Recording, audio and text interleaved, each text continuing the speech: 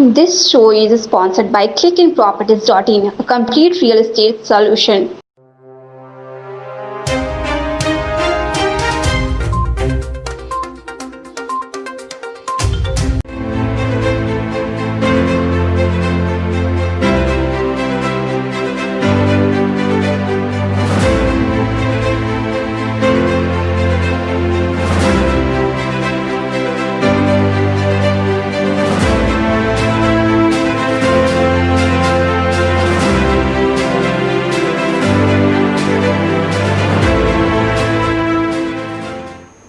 नमस्कार, आप देख रहे हैं पॉलिटिकल ट्रेंड्स और आज हमारे साथ हमारे चैनल पे मौजूद हैं रांची के famous hospital doctor Vivekanand Singh के डॉक्टर।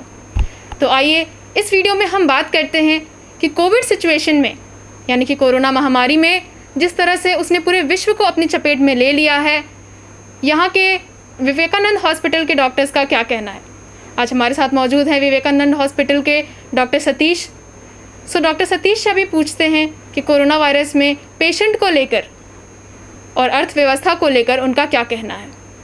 सबसे पहले डॉक्टर सतीश जी, आपका बहुत बहुत शुक्रिया कि आपने पॉलिटिकल ट्रेंड्स में आकर हमारे इस चैनल को अपना समय दिया। और कुछ क्वेश्चंस है कि हम आपसे पूछना चाहते हैं रिगार्डिंग कोरोना वायरस ही, कि किस तरह का माहौल अभी आपको देखने को मिल रहा है मार्च के बाद, जिस तरह से कोरोना वायरस ने जिस तरह से इस चीज़ को अपने चपेट में ले लिया है, तो पेशेंट का किस तरह से रवैया है और हॉस्पिटल का किस तरह से रवैया है। नमस्कार। जो कोरोना की महामारी आई है उसने पूरे विश्व को अपने चपेट में लिया है और स्वास्थ्य सेवाएं भी इससे इफ़ेक्टेड हुई हैं। तो पहले तो हमारे पास दो चैलेंजेस हैं। एक तो जो कोरोना के रोगियों हैं उनका इलाज किया जाए। यह एक नई बीमारी है और कभी कभी जानलेवा भी हो सकती है। और इसके साथ साथ मरीज़ को जो और बीमारियां हैं जो भी समय के साथ होती हैं, क्योंकि हम लोग पेट की बीमारियों का इलाज करते हैं जिसमें गॉल ब्लैडर में स्टोन है, अपेंडिक्स है, हर्निया है और बहुत सारी जो पेट की तकलीफ़ है उनका इलाज करते हैं। तो उनमें जिनको आवश्यकता होती है, दर्द होता है या तुरंत ऑपरेशन की आवश्यकता होती है, तो यह एक बहुत ही चुनौतीपूर्ण समय है कि इन दोनों मरीज़ों का इलाज हो और दोनों आपस में मिक्स नहीं हो, क्योंकि कोरोना के रोगी एक दूसरे को रोग को ट्रांसमिट कर सकते हैं। तो ये व्यवस्था हम लोगों ने बनाई है। शुरू में जब ये बीमारी शुरू हुई तब लोगों के मन में डर था, पूरा लॉकडाउन हो गया था पहला जब 21 दिन का, तब लोग भी घरों पे नहीं निकल रहे थे और जहाँ तक संभव होता था वो लोग ऑनलाइन या टेलीफोनिक कंसल्टेशन से काम चला रहे थे। पर इमरजेंसी मरीज़ों को हम लोगों को देखना ही पड़ा और उनका ऑपरेशन भी करना पड़ा। जी बिल्कुल, जैसा कि आपने अभी बताया कि जो इमरजेंसी पेशेंट होते हैं, ठीक है, और जैसा कि हम भी जानते हैं कि कोरोना वायरस की जो टेस्ट होती है वो थोड़ी लंबी होती है। तो आप इमरजेंसी पेशेंट को किस तरह से देखते हैं? पहले उनकी कोविड टेस्ट की जाती है यहाँ पे या पहले उनको सीधे दाखिला दे दिया जाता है? नहीं, ऐसे पेशेंट्स को हम लोग आइसोलेट करके रखते हैं और जिनको ऑपरेशन की आवश्यकता होती है उनका ही कोरोना का टेस्ट कराया जाता है।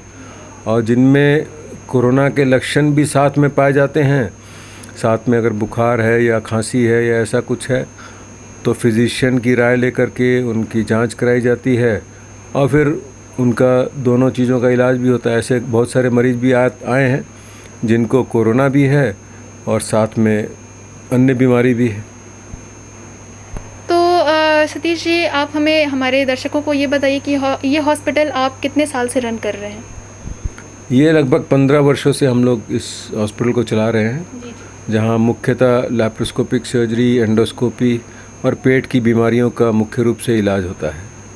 अगर किसी भी व्यक्ति को कोरोना लक्षण दिखता है या उसे ऐसा महसूस होता है कि उसे सर्दी, खांसी, बुखार जैसे अन्य सिम्टम्स हैं, तो किन चीज़ों की उन्हें सावधानी रखनी चाहिए या उन्हें और क्या स्टेप लेना चाहिए? अगर कोई भी आम व्यक्ति है अगर उसे नहीं पता है कि उसे क्या करना चाहिए, तो बस एक आप आम तौर पे कुछ सलाह देना चाहें हमारे दर्शकों को जो ये देख रहे हैं और जिन्हें नॉर्मल भी, बिकॉज़ अभी सीज़न चेंज होने वाला है, गर्मी से सर्दी, बरसात अभी बीच में आने वाली है, तो ये वायरल फीवर, ज़ुकाम, ये आम बात है, ये होता है। तो अभी किस तरह की सावधानियाँ लोगों को बरतनी चाहिए इस सिचुएशन में, जब उन्हें पता है कि मौसम भी चेंज होगा, साथ में कोरोना की भी चीज़ें हैं? तो इस बारे में कुछ हमें, हमारे दर्शकों को आप अपनी राय दीजिए।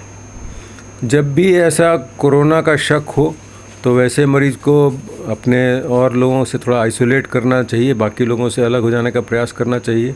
और अगर बुखार है तो पैरासीटामोल या उसकी दवा लेनी चाहिए, और खांसी भी साथ में है तब फिजिशियन से मिल करके उसका इलाज करना चाहिए।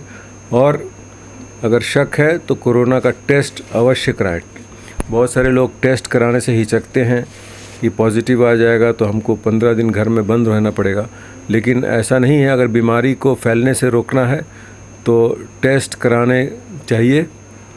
और सरकार द्वारा अब जगह जगह हॉस्पिटल्स में, बड़े अस्पतालों में, सदर हॉस्पिटल्स में और कैंप लगाकर भी ये टेस्ट किए जा रहे हैं, तो इसका लाभ सबको उठाना चाहिए ताकि हम लोग जितना संभव हो सके इस बीमारी को रोक सकें। जी बिल्कुल, मैं आपसे एक आखिरी सवाल और पूछना चाहूँगी। जैसे कि आपने बताया कि आपके अस्पताल में बेसिकली आप पर्सनली आप पेट के बीमारियों का इलाज करते हैं, और कोरोना वायरस में जहाँ तक हमें सबको पता है कि इम्यूनिटी का काफ़ी बड़ा रोल है, तो आप इस बारे में क्या सलाह देना चाहेंगे कि किसी भी एक आम व्यक्ति को अपने इम्यून सिस्टम को किस तरह से रखना चाहिए अच्छे से, या अगर उसे कुछ प्रॉब्लम होता है तो उसे किस तरह से सॉल्व करना चाहिए? इस पे कुछ बात बताइए, ऐसी कुछ आम बात बताइए जो एक नॉर्मल व्यक्ति भी कर सके। इम्यूनिटी को बनाए रखना बहुत ही आवश्यक है, चाहे आपकी जो भी उम्र हो, और उसके लिए सबसे ज़रूरी है कि आप पौष्टिक भोजन लें। अभी विटामिन सी, जिंक और मल्टीविटामिन्स इसका उपयोग करने के लिए कहा गया है। कुछ आयुर्वेदिक काढ़े और गिलोय, एलोवेरा, इन सब को भी उपयोग कहा गया है, इसको भी हम कर सकते हैं। और खाने में हरी साग सब्जियां, फल, इन सब का सेवन करना चाहिए। एक नियमित जीवन जीने का प्रयास करना चाहिए।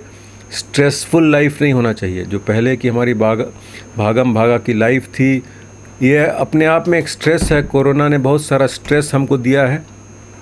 लोगों को आर्थिक तंगी भी झेलनी पड़ रही है, पर हम लोगों को एक बैलेंस्ड अपना एटीट्यूड, पॉजिटिव एटीट्यूड अपनाना होगा कि यह एक मुसीबत आई है, ज़रूर टल जाएगी। नियमित रूप से कोई ना कोई व्यायाम, योगा, प्राणायाम, इन सब को करना चाहिए। जो भी आप अपनी उम्र के हिसाब से, अपनी क्षमता के हिसाब से 15-20 मिनट से लेकर के 1 घंटा तक करना चाहिए। और अगर टहलने की जगह है तो वहाँ टहलने का प्रयास करना चाहिए। और अच्छी नींद 6 से 8 घंटे की लेनी चाहिए, जैसे आपकी आवश्यकता हो उम्र के हिसाब से कम 6 घंटे की अच्छी नींद। इन सब से हमारी प्रतिरोधक क्षमता है, जो इम्यूनिटी है, बढ़ती है। और भारतवर्ष में पूरे विश्व के मुकाबले अगर हम संख्या का देखेंगे, भारत की इतनी बड़ी आबादी है, लगभग 130-135 करोड़ की आबादी है, और हम लोगों ने अच्छा प्रयास किया है। शायद ये भारत के लोगों की प्रतिरोधक क्षमता को भी इसको कह सकते हैं कि यहाँ मृत्यु दर अन्य देशों के मुकाबले कम रही है। हालांकि हर जान का जाना अपने आप में एक अफसोसजनक है कि बहुत सारे ऐसे लोग भी हैं जिन्होंने कम उम्र में कोरोना से हार गए और उनको अपने जान से हाथ धोना पड़ा। इसमें कई डॉक्टर्स, पैरामेडिकल स्टाफ, सिस्टर्स, पुलिसकर्मी, सफाई कर्मी सब लोग हैं, और आम जनता भी है। और अभी लड़ाई लंबी है। जब तक कि कोरोना का कोई निश्चित उपचार नहीं आ जाता और कोई वैक्सीन नहीं आ जाती, या फिर हम एक ऐसे लेवल पे पहुंच जाएं कि जब पूरे हर्ड इम्यूनिटी जिसको कहते हैं, जब इसका संक्रमण घटना शुरू हो, जब तक ऐसी स्थिति नहीं आती है तब तक हम लोगों को जो इम्यूनिटी के प्रति ध्यान देना चाहिए। और जो विश्व स्वास्थ्य संगठन के गाइडलाइंस हैं, मास्क लगा के रखना, सामाजिक दूरी को बना के रखना, समय समय पर हाथ धोना, कम से कम लोगों से मिलना, जब आवश्यक हो तभी घर से बाहर जाना, इन सब बातों का ध्यान रखते हुए ज़िंदगी को भी चलाना है और कोरोना से भी अपने आप को बचाना है। जी बिल्कुल। तो जैसा कि आपने सुना, डॉक्टर सतीश ने छोटी छोटी बातों को एक बड़ा ही महत्वपूर्ण रूप दिया है। जैसे कि उन्होंने बताया है कि आप योगा करें, स्ट्रेस ना लें और छोटी छोटी चीज़ों को ध्यान दें। बात तो सही है बिल्कुल कि हमें जीवन को भी, अपने ज़िंदगी को भी जीना है, साथ में अभी इसे लेकर भी जीना है। तो आप सुन रहे थे डॉक्टर सतीश जी को। मैं पॉलिटिकल ट्रेंड से अंकिता। मिलते हैं अगले नए एपिसोड में। धन्यवाद, नमस्कार।